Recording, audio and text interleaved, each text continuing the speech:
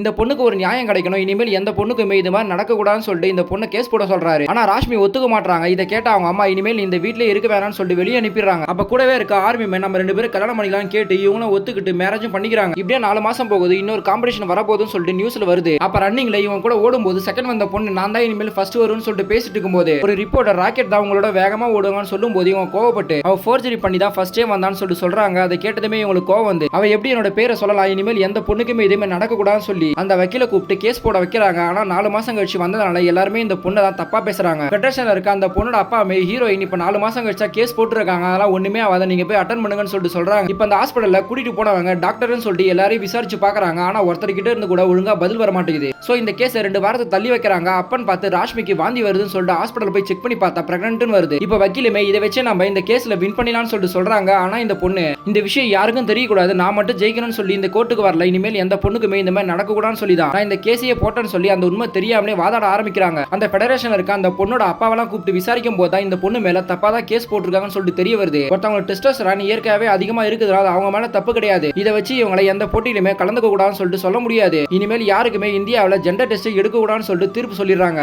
அதை கேட்ட இந்த பொண்ணு சுத்தி இருக்க எல்லாருமே ரொம்ப சந்தோஷப்படுறாங்க. அப்பதான் இந்த பொண்ணு பிரெக்னன்ட்ன்ற உண்மையை சொல்றாங்க. இப்ப கடைசியில ஒரு ரேஸுக்கு கலந்துக்க போறாங்க. அதுக்கு முன்னாடி அவன் வயித்துல இருக்க குழந்தை கிட்ட இதுல நம்ம கண்டிப்பா ஜெயிச்சு காட்டணும், 13 செகண்ட் மட்டும் பொறுத்துக்கோன்னு சொல்லிட்டு போறாங்க. அப்ப இவங்க அப்பா சொன்ன வார்த்தை நீ ஜெயிக்கிறியோ தோக்குறியோ கடைசி வரைக்கும் நீ முயற்சி பண்ணியான் தான் அர்த்தம் சொல்லியிருப்பாரு. அதை நினைச்சுக்கிட்டே இப்ப பல தடைகளையும் தாண்டி இப்ப திரும்பவும் ரேஸ்ல ஓட ஆரம்பிக்கிறாங்க.